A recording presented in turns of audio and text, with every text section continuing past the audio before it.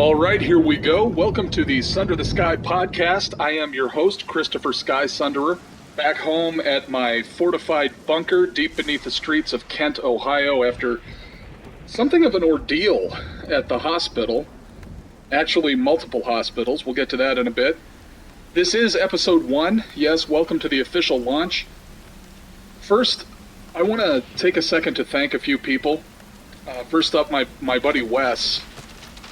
This is a guy I met through Facebook who has helped me immensely with my health struggles.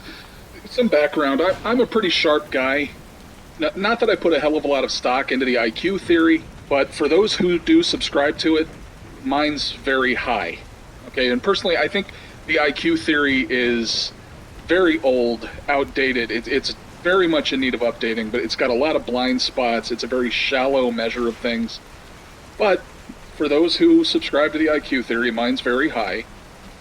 And I've researched these topics, germane to my health, exhaustively for over 20 years, trying to fight my way through these issues. But as you'll hear me say a lot if you keep tuning in, we are in an age where we are drowning in information. I've heard it said, we're drowning in information, starving for wisdom. That's true. And it shows that most of us are lacking in an understanding of how to discern the gold from the pyrite, the fool's gold. There are a lot of reasons for this, and you can learn how to weed through the information. I did. But, public school isn't going to prepare you they don't teach you to do that. Public school is indoctrination. It's propaganda. They don't want you to be able to discern substantive information from fluff or spin.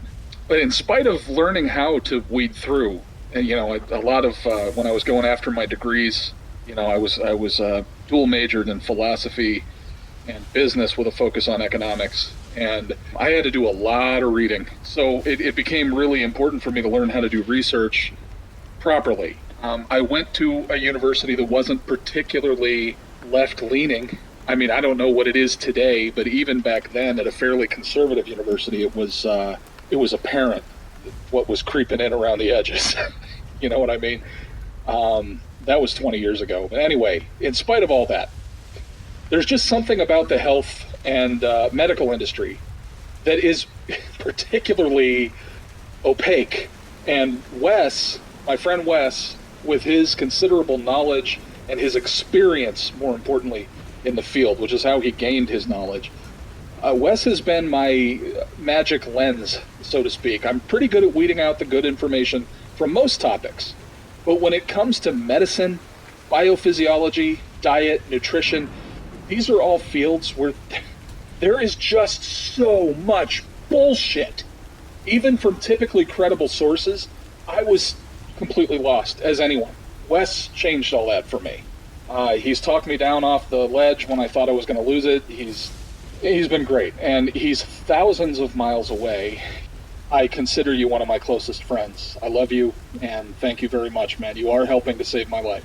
Just as an aside here, I've got another project in the works that is going to be a video log about my health issues and what I'm doing about them. That's, again, a long story. I'm not going to go into it right now. I'll save that for the vlog. But I really want to pay Wes's kindness and his expertise forward. So that's going to be focused as much as possible, that vlog, on helping others with similar problems. It's in the pipeline.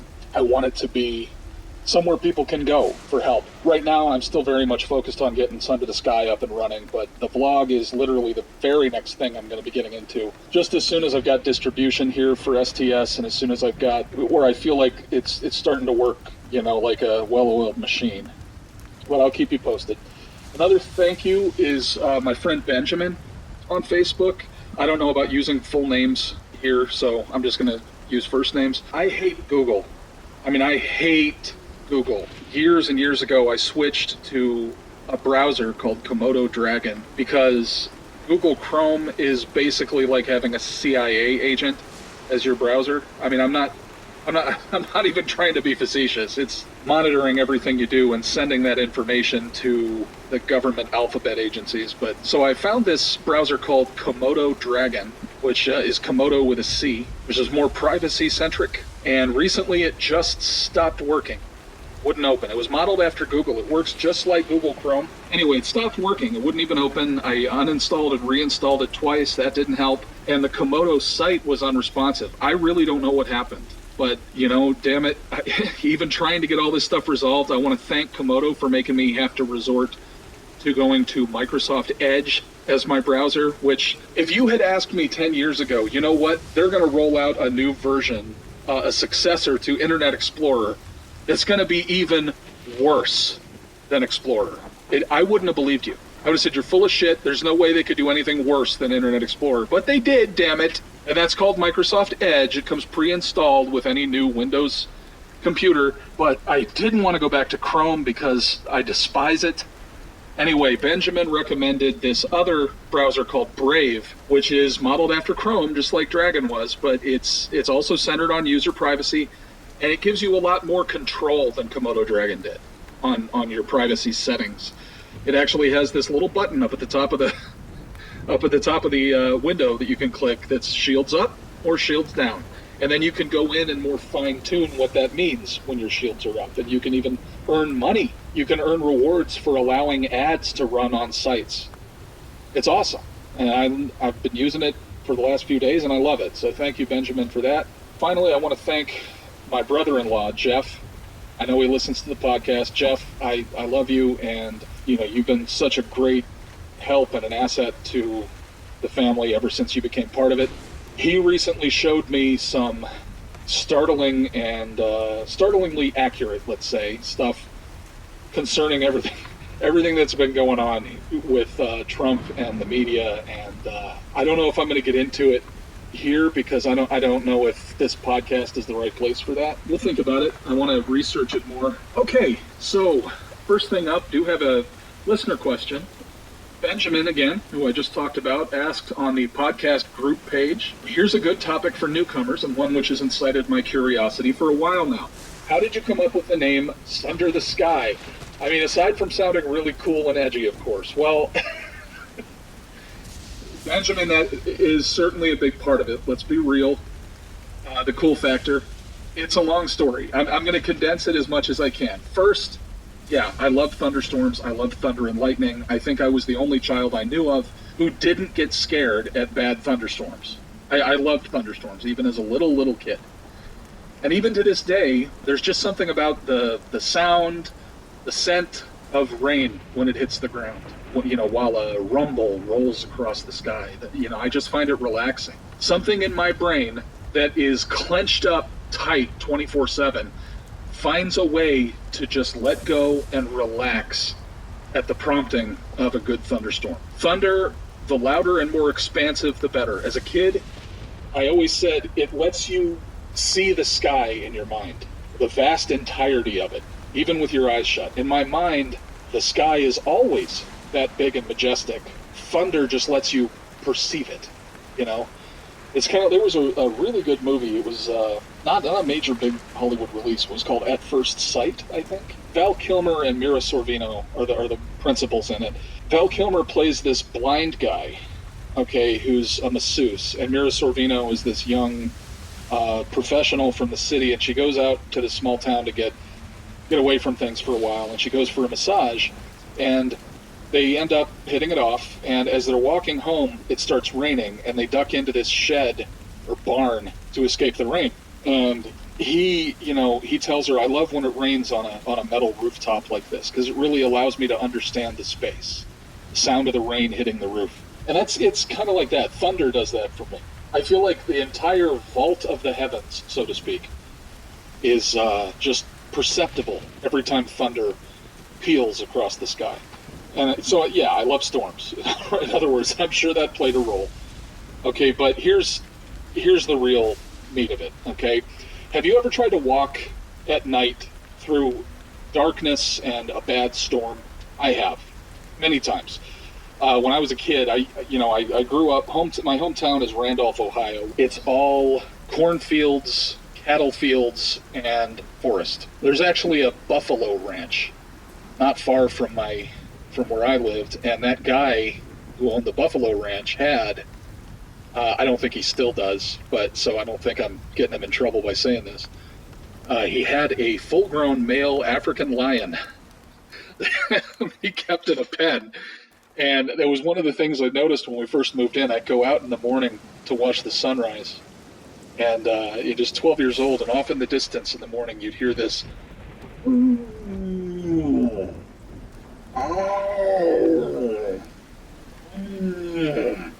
I'm like, what in the hell is that?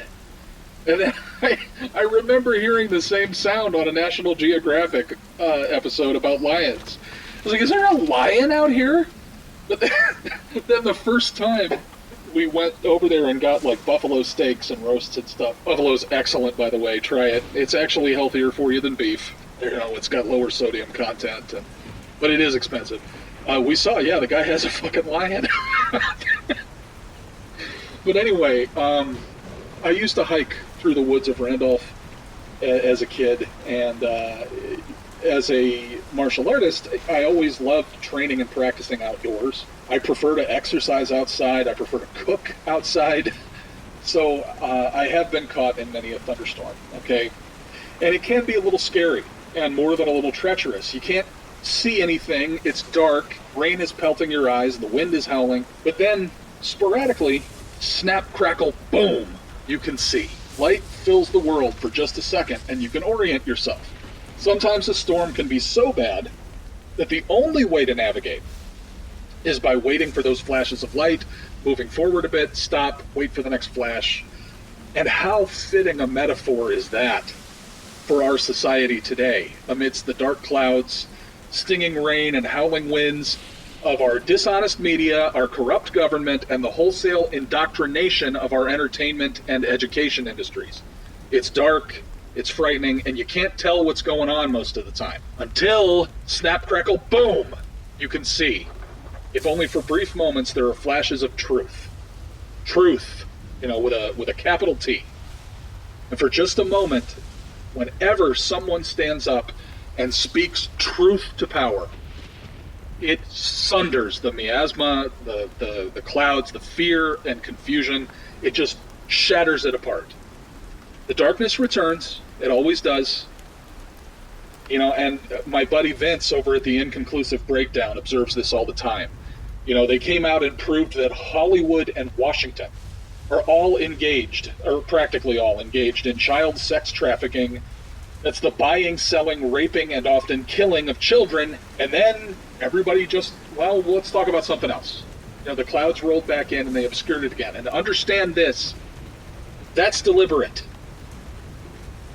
That's misdirection that is being done deliberately. Because a lot of the people in charge of those media organizations are implicated in this stuff. They came out and admitted that UFOs are real, and that the Air Force, the NSA, Homeland Security, none of them have any idea what the hell they are. And then the clouds rolled back in with a fresh, windy downpour of rain and obscured it again. But there is a cure to this. Follow me for a minute here, okay? First of all, recognize how amazing it is that every last one of us has this God-given superpower to obliterate even the most pervasive and overshadowing lies and evil simply with our voice. I don't know how many of you follow Marvel Comics. It's a big thing with me, but there's a series called The Inhumans, and their leader, their king, is a character named Black Bolt. And he never speaks because his voice carries this frequency that is so powerful that even speaking a single word would shatter a mountain. Understand this, we all have this power. The mountains we shatter are simply political rather than material. And guys, listen, it terrifies them. The people up there, the elites, the corrupt. Have you ever been caught in a lie? I have. We all have. Everybody has. Do you remember how exposed, how naked and vulnerable you felt in that moment? Okay, that's their life in Washington. That's their life at CNN, at MSNBC. They live their entire lives with that feeling every day that they're about to be caught in a lie, And especially lately, it keeps happening. Adam Schiff's eyes look that way for a reason, people. The man is terrified. Trust the eyes. No matter what his face is doing, he's got the eyes of a rodent staring into the face of a huge cat. You think it's just some random coincidence that Hillary Clinton's brain goes into spasms and she starts blinking uncontrollably, shuddering and collapsing all the time? Psychologically, guilt and secrets are each a mental strain to accommodate. A lie that is a guilty secret is a double whammy, and that's a very heavy load. If the lie you're talking about is something really bad, like, say, murder, or, I don't know, a global child rape industry, the human psyche can only handle so much. I'd be willing to bet Hillary Clinton hasn't been able to more than glance at a mirror for the last 40 years minimum. My point is, I'm not the only Sky-Sunderer. It's a descriptor, not a title. We are all Sky-Sunderers, everyone listening to this, because we all have the ability to hurl thunderbolts at the corrupt, the cowardly, and those who seek to rule over us. Governments rise and fall. Wars come and go. The truth never changes, and it never, ever goes away. I speak from experience. I have learned this lesson as harshly as anyone. When I was much younger, teens on into my early 20s, I was horribly insecure about myself. I've spent my entire life with this, with the unqualified belief that I wasn't good enough for anything, for anyone. It's been both greatly affirming, also heartbreaking to find that I'm by far not the only person who feels this way. We all have it to an extent. And I do suffer from, well, the official labels I've been given, or diagnoses for the layperson. I suffer from depression and avoidant personality disorder, which is basically weapons-grade self-doubt and shyness. And I have anxiety, I have panic attacks. It's all pretty well controlled. Okay? And I have a lot of childhood trauma in my past that I'll get into that another time. But for now, let it suffice to say that all of this led me to make some very bad and immoral decisions as a pubescent kid. Those things did not cause me to do anything. I voluntarily chose everything I did. I want that clear. But carrying a pervasive dread that no one would ever accept me as I was, I exaggerated and embellished details about my accomplishments, and yeah, I even flat out lied about myself as a kid, just to make sure people wouldn't reject me. I lost a lot of friends when I finally came clean about things, but the ones that stayed, guys, the ones that stayed became closer and dearer friends than I'd ever had before in my life. And I was truly born again. It led me back to God, it led me to Christ, it led me to really place an immense value on being truthful and earnest.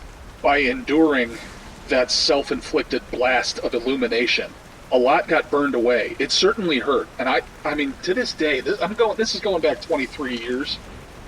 I still shudder when I think about it, but sometimes you've just got to ride the lightning. You got to sunder your own sky. Sometimes your hands get so dirty, the only way to get clean is with bleach. And look, your hands are going to be raw for quite some time, but they'll be clean. Do you understand that that's more important than comfort?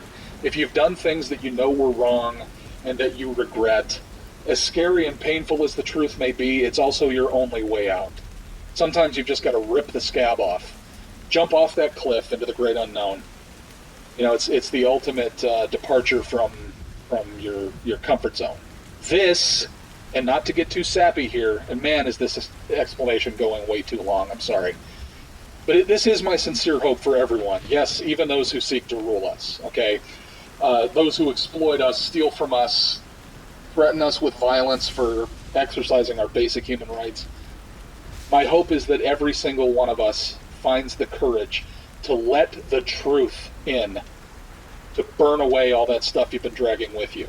And yes, I even hope this for Hillary Clinton and Charles Rangel and dingy Harry Reid and all these, you know, I really do.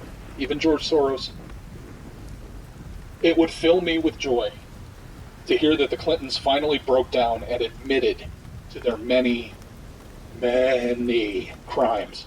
You've still got to pay for what you've done. That's a base requirement of repentance. And there is a difference between forgiveness and forgetfulness, between forgiving, which is divine, and forgetting, which is stupid. Anyway, that's where Sunder the Sky comes from. It's a superpower, this ability to speak truth, this ability to light up even the darkest, most confusing times and situations, and to burn away all the bullshit, if only for a moment.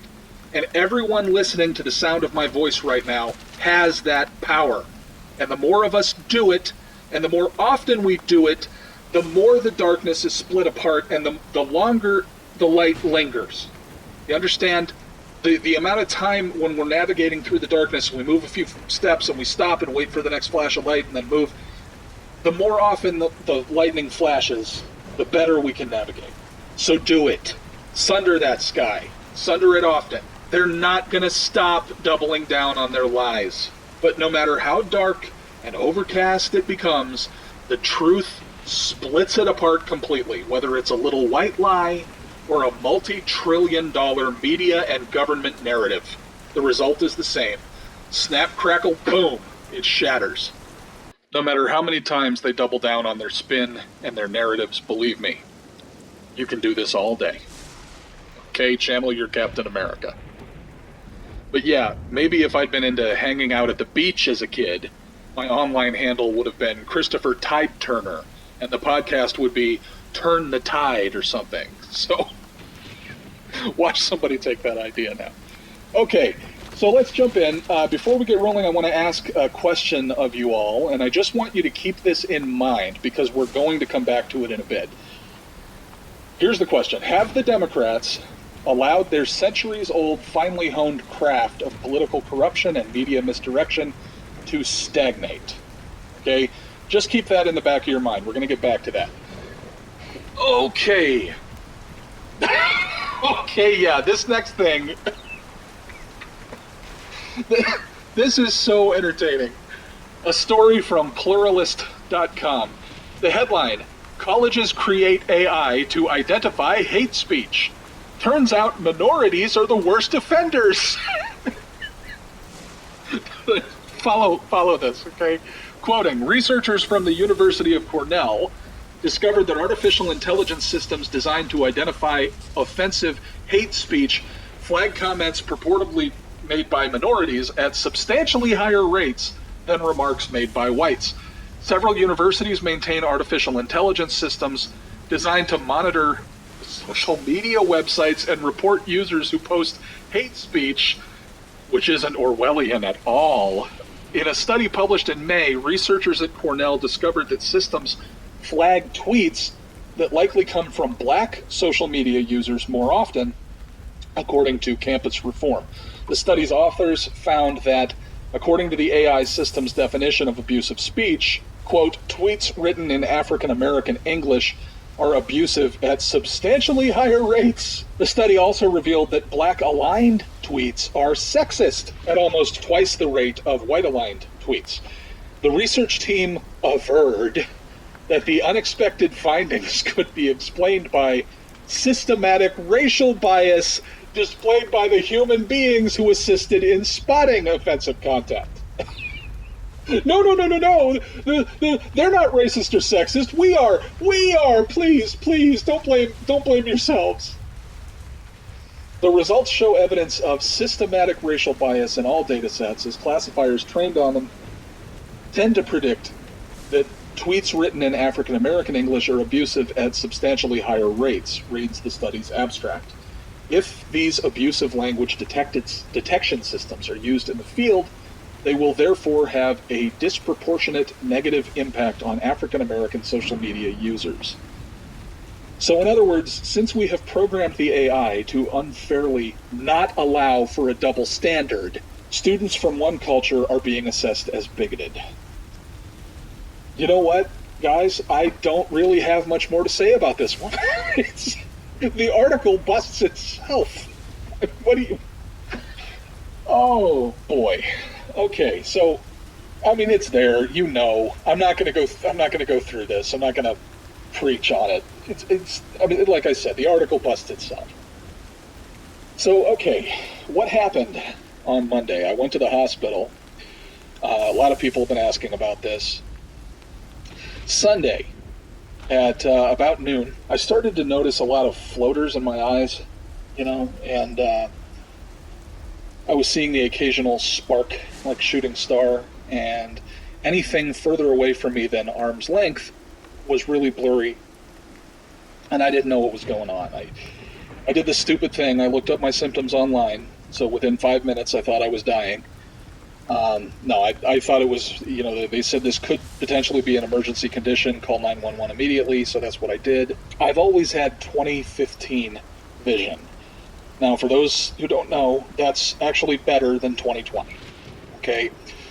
What it means is that the level of detail most people can see from 15 feet away, I can see from 20 feet away. And when they did the visual acuity test on me, I did well enough that they're like, maybe you're just 20/20 now. I'm like, yeah, but why so sudden? Okay, and my friend Wes that I talked about earlier suggested, maybe it's just age. I'm 43 years old. And there's this thing, between men and women, the aging process is more gradual for women. Women start to age in their late 20s, and they gradually slide in age as they go along, right? With men, we don't age, and then at our 40s, one day we wake up one morning and we're our fathers. It's like bang, it hits you. So I don't know. But I went to the ER. Now the ER out here, I live in Kent, Ohio, as I said, and the closest ER to the bunker is out in Ravenna, which is the next town over. They didn't have an ophthalmologist on call. So they actually transferred me via ambulance up to Cleveland, where in Cleveland the guy came in and dilated my pupils with these drops and examined my eyes, and he said, yeah, I don't see any damage. It's not a retinal detachment or anything like that. I don't see any evidence of that. But he wants me to follow up and come in to their regular eyesight facility. Well, I got some other test results there, and I'm going to go into that more on the health vlog. What's relevant here on Sunder the Sky, I tell you, every time I have to deal with healthcare anymore, which is frequently in my case, and you'll find out why in the health vlog, it becomes clearer and clearer how much the whole industry has become less efficient, less effective, and more expensive, because, they were done with me. I went in at 4 a.m. Monday morning. They transferred me to Cleveland at about 6. By 2 p.m., they were done with me. And the hospital was so jam-packed, they moved me into the hall to just sit. And they said, we got a ride coming to take you home. And I sat there until 8 p.m. and then rode back down to Kent from Cleveland, which takes about an hour, depending on traffic. And I finally got home at 9 p.m. It was just such a fiasco. And at one point, I'm sitting there in the hall, and while I'm waiting for an ambulance to take me home, there are like 16 EMS guys just standing there in the lobby shooting the breeze. So yeah, anyway, at least on the expense end of things, because everything's gotten more expensive, and I think we all know why, I'm not going to worry about healthcare expenses anymore. I'm really not. I'm just going to start forwarding all my medical bills to Barack Obama's seaside mansion. And let me tell you something. That bitch had better pay up, because he's on record, literally hundreds of times, giving his personal guarantee that healthcare costs were going down and that if we liked our plans, we could keep them. Well, neither of those things ended up true in my case. So pay up, bitch. And go ahead, Satoru, Frank Marshall Davis Jr., take me to court. Oh, they're going to love what I have to say.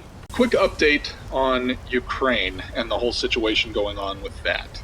First of all, Biden, I'm just going to run over what we've already covered here. Biden in 2016 pressured Ukrainian President Petro Poroshenko to fire Ukraine's top prosecutor, Viktor Shokin, who was investigating Burisma Holdings, which is a company that's been paying Hunter Biden, what was it, $600,000 for having the last name Biden, essentially. It's been confirmed Ukraine is investigating that alleged incident. Quote, we have evidence and witnesses stating that Joe Biden applied pressure on Ukrainian law enforcement to stop the investigation. Evidence and witnesses? We've got video of Biden not only confessing to having pressured Poroshenko to fire Shokin, but openly bragging about it to the CFR, the Council on Foreign Relations. Basically, at this big conference that the Legion of Doom was holding, Biden went up there and got his huffy swagger going. I had that clip on episode 0. Go back and check that out. So, article from The Hill titled, Ukrainian to U.S. prosecutors. Why don't you want our evidence on Democrats? Quote, Ukrainian law enforcement officials believe they have evidence of wrongdoing by American Democrats and their allies in Kiev, ranging from 2016 election interference to obstructing criminal probes. But they say they've been thwarted in trying to get the Trump Justice Department to act. Konstantin Kulik, the deputy head of the Prosecutor General's International Legal Cooperation Department, told me that he and other, I'm still quoting the article, told me that he and other senior law enforcement officials tried unsuccessfully since last year to get visas from the U.S. Embassy in Kiev to deliver their evidence to Washington. Quote, we were supposed to share this information during a working trip to the United States, Kulik told me in a wide-ranging interview. However, the U.S. ambassador blocked us from obtaining a visa. She didn't explicitly deny our visa, but also didn't give it to us. End quote. One focus of Ukrainian investigators, Kulik said, has been money spirited unlawfully out of Ukraine and moved to the United States by businessmen friendly to the prior pro-Russia regime of Viktor Yanukovych. Ukrainian businessmen, quote, authorized payments for lobbying efforts directed at the U.S. government. In addition, these payments were made from funds that were acquired during the money laundering operation. We have information that a U.S. company was involved in these payments. That company is tied to several prominent Democrats, Ukrainian officials insist. In another instance, he said, Ukrainian authorities gathered evidence that money paid to an American Democrat was allegedly hidden by Ukraine's National Anti-Corruption Bureau during the 2016 election.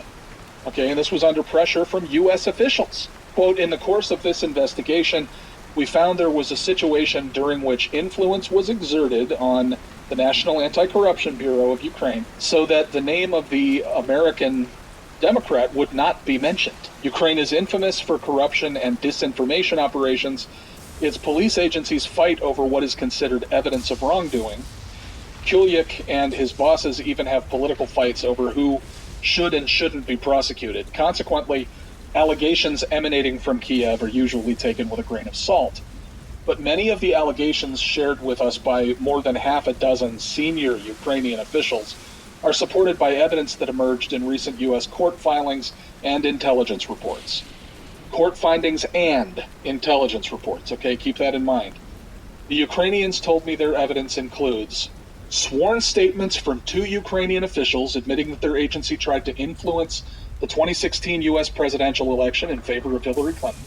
The effort included leaking an alleged ledger showing payments to then Trump campaign chairman Paul Manafort.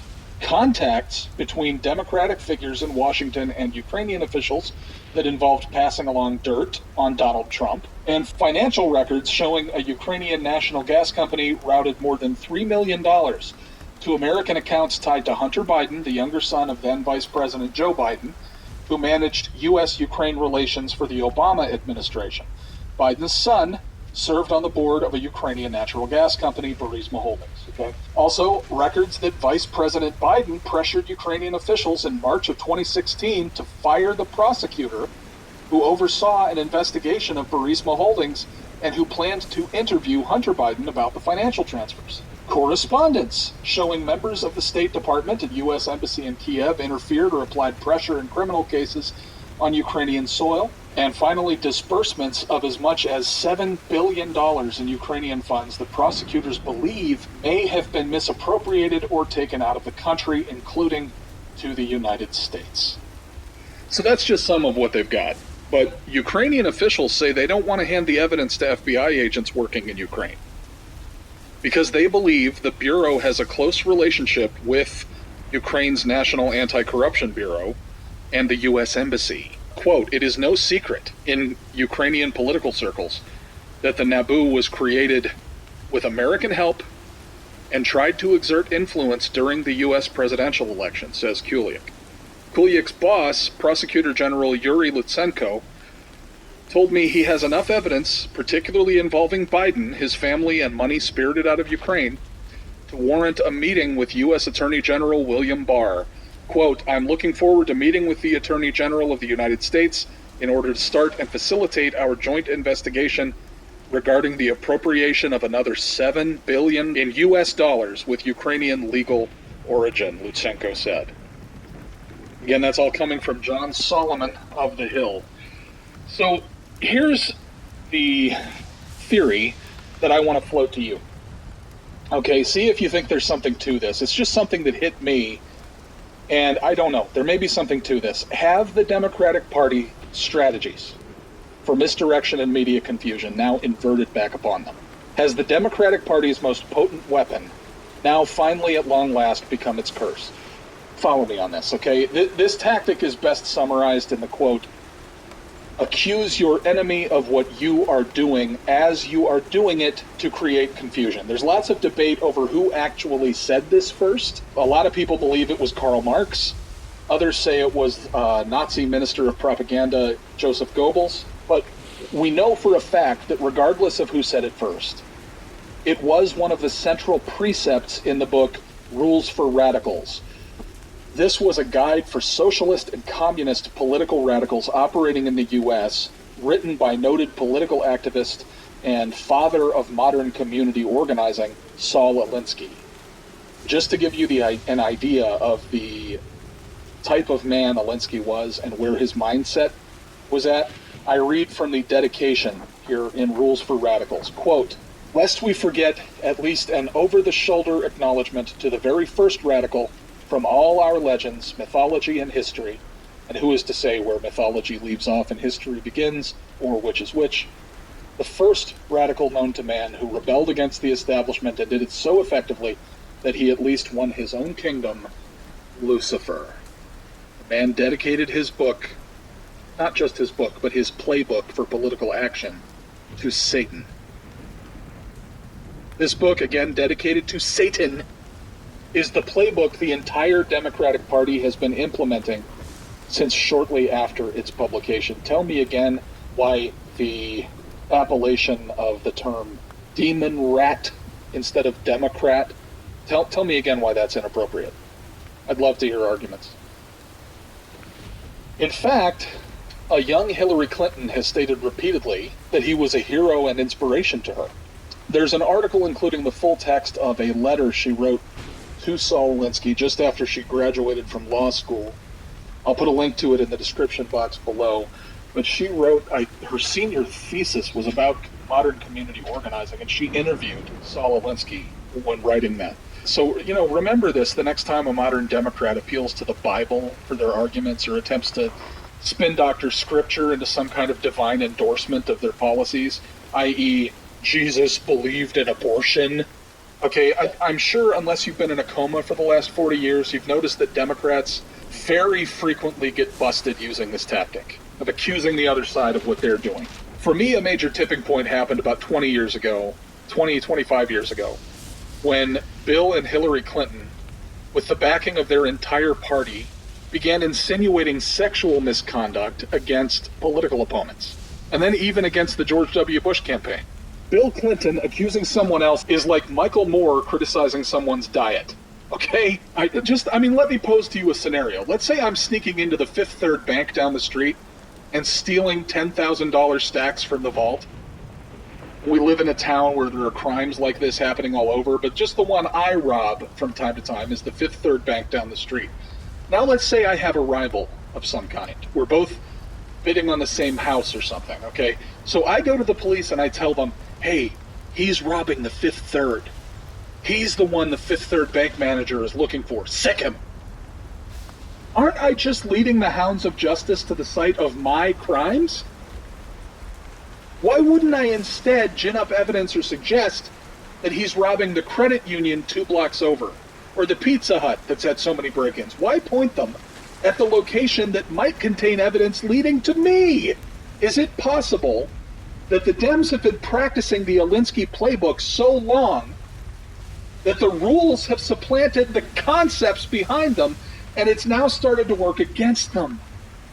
What do you think? I mean, This is really just a half-formed theory, okay? And let me know what you think in the comments. I'd like to get a discussion going on this because, I mean, it's not even really a theory. It's just a hypothesis, but I feel there might be something to this. Where are my missteps in logic there? Point them out to me. And now a public service announcement from our friends at Big Al Gun Fun. Hell yes, we're gonna take your AR-15, your AK-47. Welcome to the rice fields, mother. Drop it.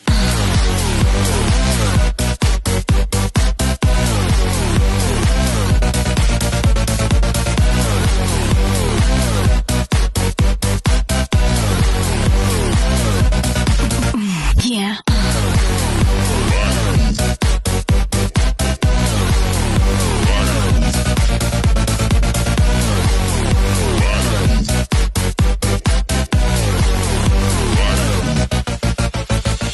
You will never get this, you will never get this, la la la la la.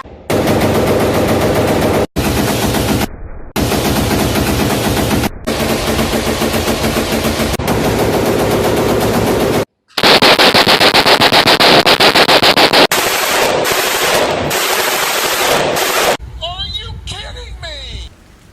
Okay, what else is going on? Oh, yes. Okay, before I get to my last story here, there has been, as everyone knew was coming, significant blowback rightward from left for anyone having the audacity to question Greta Thunberg's "How dare you" speech.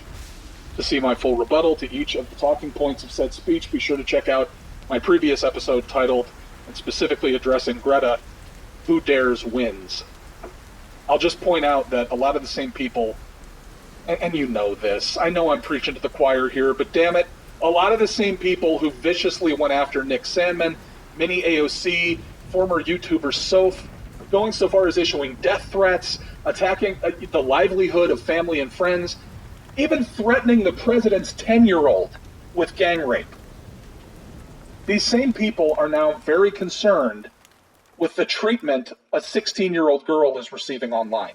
And by the way, to all of Greta's self-appointed mama bears out there, if you're listening, Barron Trump is now 12 years old, and the kid is 6'5".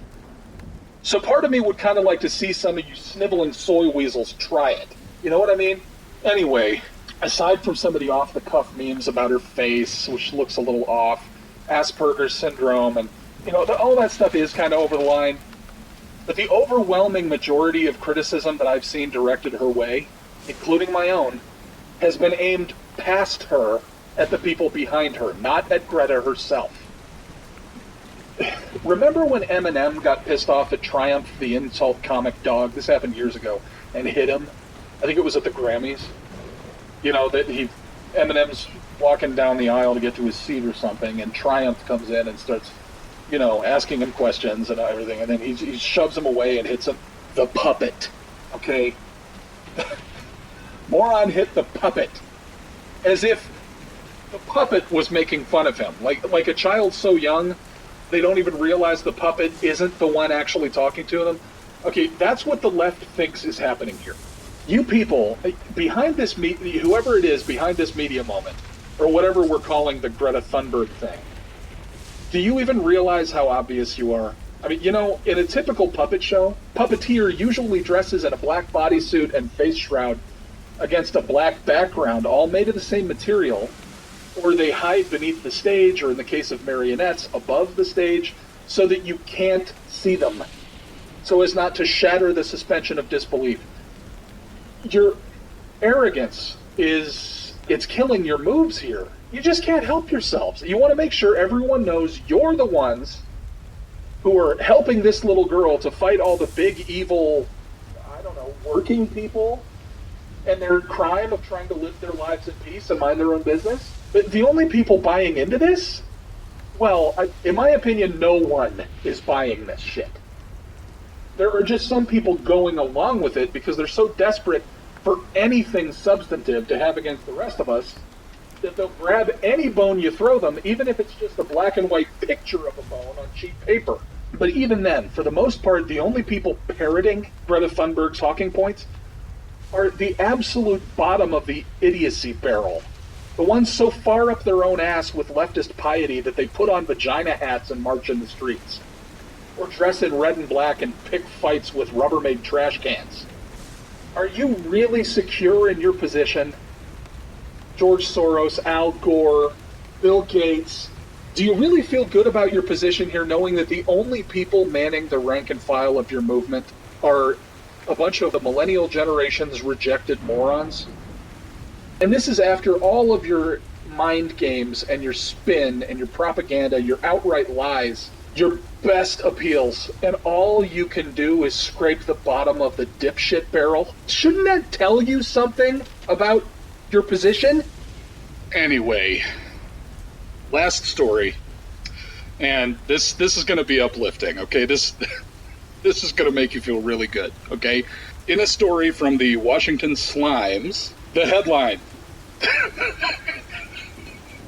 Okay, I'm sorry. I'm going to try to get through this without laughing. Okay, let's go. The headline. Hillary Clinton's big comeback begins. Damn it, man, come on. Some willpower. Hal Jordan, let's do this. Media attention will intensify on Hillary Clinton on Tuesday. The former First Lady, Senator, Secretary of State, and Democratic presidential candidate is ready for another round in the public arena. She has a new book arriving, written with the help of a very close relative, and guys, you're gonna die laughing when you hear who it is. Behold, here comes the Book of Gutsy Women, favorite stories of courage and resilience. All 464 pages of it. Please let there be an entire chapter dedicated to Margaret Sanger. Oh, please let us have that gift. We need that ammo for the meme war of 2020. Back to the article. Indeed, the new book of essays now landing on the shelves is written by Mrs. Clinton and her daughter, Chelsea Clinton. Published by Simon & Schuster. Some informed observers speculate the book could be yet another indicator, along with increased public appearances and commentary, that Mrs. Clinton might pine for a political comeback. Oh, you think? The woman has done nothing but rock herself back and forth, mumbling, "It was my turn. It was my turn," for the last 3 years. What kind of comeback? Oh, maybe the bumper stickers will read, Biden Clinton 2020, Warren Clinton 2020, or even Clinton 2020. Who the heck knows? Yeah. That's gonna happen. Oh my God, please. Lord, please. Dear Lord in heaven, your servant is begging you, please let Hillary run with Chelsea as her VP. Please, Lord, I'll do anything. Amen. Word on the political street now is the rumbling that the impeachment probe launched by House Speaker Nancy Pelosi may be the crack that opens the door for another presidential run by Hillary Clinton. By the way, who wrote this? It's Nate Ashworth of Election Central. Hey, Nate, couldn't you have just said impeachment probe launched by Pelosi could open the door for Hillary's presidential run? What's this, impeachment probe Pelosi could be the crack that opens the door? And before that, word on the political street is the rumbling that brevity is the soul of wit, you moron. What's with all this verbosity? It reminds me of the horrible dialogue in Star Wars The Last Jedi. We'll ignite the spark that'll light the fire, that'll spread to the curtains, that'll jump across the room and penetrate into the walls and superheat the insulation and burn the First Order down. Why not just we'll light the fire that burns the First Order down, Ryan? Ryan Johnson, you fucking hack. This time, the thinking goes Hillary would be running with vindication that the 2016 election was stolen from her. Are we still saying that? And she can ascend in 2020 to reclaim the mantle for her party and the majority of the country that voted for her. Demonstrably false, Nate. And why is it always they treat these Democrat politicians like they're literal deities? She can ascend in 2020 to reclaim the mantle of power. Quote, Clinton's rallies against Trump raise a key question. Is she gunning for a rematch in 2020? Asks the National Interest. Indeed, Mrs. Clinton certainly sounds like a candidate, backing the impeachment inquiry against President Trump with gusto. Well, damn, man, the bitch has done nothing but bitch about Trump since November 9th, 2016. Quote, there should be an impeachment inquiry opened, and I think, sadly, there are a number of grounds. But this one is incredibly troubling. The most outrageously false things were said about me, and unfortunately, enough people believed them, Mrs. Clinton told CBS on Sunday. This is an effort to sow these falsehoods against Joe Biden, and I don't care if you're for the Democrats or you're a Republican. When the President of the United States, who has taken an oath to protect and defend the Constitution, uses his position to, in effect, extort a foreign government for his political purposes, I think that is very much what the founders worried about in high crimes and misdemeanors, she declared. Those would be the same founders they all want to now overturn with all this 1660 bullshit. And finally, quote, the president is a corrupt human tornado, Mr. Clinton noted in a follow-up tweet. Yeah, that's nice, Bill. Go back to your meth and your hookers now, okay? Have you seen pictures of Bill Clinton lately? I mean, not the ones where he's been made up for the camera and everything. When they catch him, the guy looks like he's falling apart. He looks like a 100-year-old drug addict. But back to the new book for a moment, says the article, which will likely rocket toward #1 in the next 24 hours. Yeah, her last book, that What Happened bullshit, was in the discount bargain bin at Costco within 3 days of release. By the third week, they were selling those things for 95% off. A copy of What Happened 3 weeks after its release literally cost less than an equal amount of blank paper. Process that. Oh, but this is going to be a #1 bestseller. Quote, if history shows one thing, it's that the world needs gutsy women, says co-author Chelsea, who is vice chair of the Bill, Hillary, and Chelsea Clinton Foundation. So apparently it can't just be the Clinton Foundation anymore. This is brazenly an attempt to make Chelsea more relevant. Webster Hubble must be quite the proud papa. You know, it reminds me of when Time Warner renamed its cable service Spectrum. So we're hoping everyone would forget how terrible the service at Time Warner is. You know, but it still has the words Clinton Foundation in it. I mean, I never claimed they were particularly intelligent, evil, corrupt people. Look, guys, I really hope she runs. This is pure desperation. I talked about this in episode 0. The Democrats realize they've got no viable candidates. They look at that stage, at those debates, there's nothing. They got nothing going on. Their only move at this point, if they're not going to be able to impeach Trump, is to go back to the well with someone more recognizable. And when you're at a point where the only thing you can do is put up the same person he kicked the ass off of last time, it's a good sign for the good guys, okay? And before we close here, just a word on what we were talking about before, the Alinsky stuff. And, you know, I want to come back to that now that we've got Hillary, subtle as a jackhammer, signaling that she could run again. Here's why I hope she does. I want you to picture a scenario. Picture someone trapped in the cargo hold of a sinking ship below decks, okay? First, they bang on the hatch, trying to get it open, but it won't. So they start looking around for something to break through it with, right? Something heavy. Finding nothing, they start calling for help. No help comes. The water keeps rising. Finally, it gets to a point where they have mere inches left. All they can do is stick their mouths above water to breathe. And then the hold is completely filled, and as they hold on to their last breath, what do? They go back to frantically pounding on that hatch. It's literally all there is left to do. That's what this is, okay? Watch Dinesh D'Souza's documentary, Hillary's America, The Secret History of the Democratic Party. It's excellently done.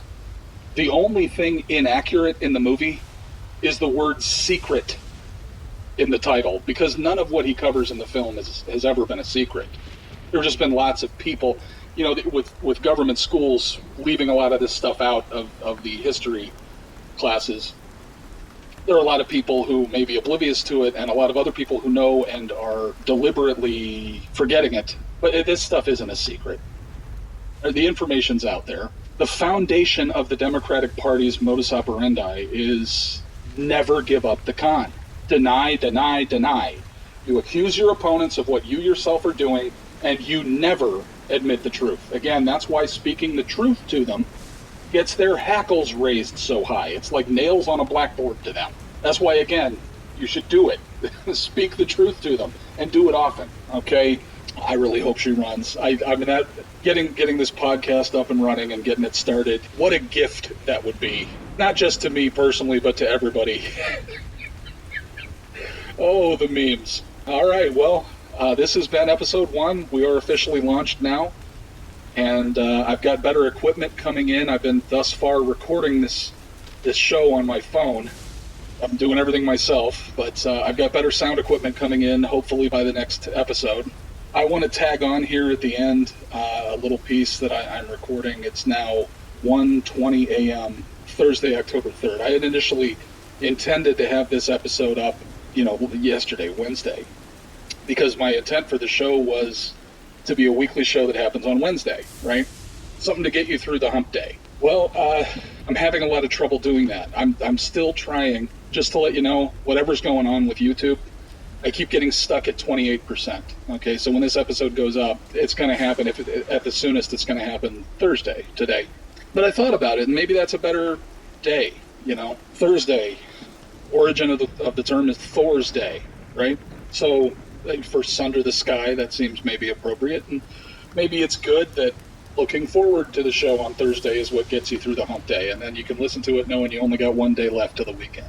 I don't know. We'll see what happens going forward. I'm still trying to get... I haven't heard anything back from creator support at YouTube, but we're going to keep trying. Anyway, thanks for tuning in, and we'll talk soon. As they made their stand, but disregard